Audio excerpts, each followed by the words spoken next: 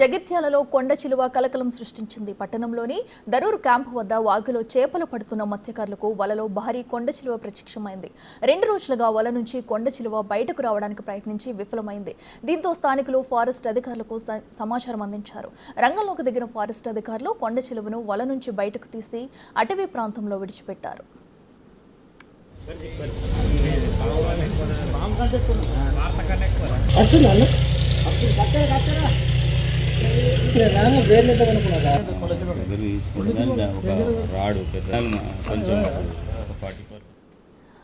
జగిత్యాలలో కొండ చిలువ కలకలం సృష్టించింది. మన స్క్రీన్ మీద చూస్తున్నాం. పెద్ద కొండ చిలువ అయితే వలలో చిక్కింది. అయితే పట్టణంలోని దరూర్ క్యాంపు వద్ద వాగులో చేపలు పడుతున్న మత్స్యకారులు కూడా ఈ కొండ చిలువ చిక్కినట్టు కూడా తెలుస్తుంది.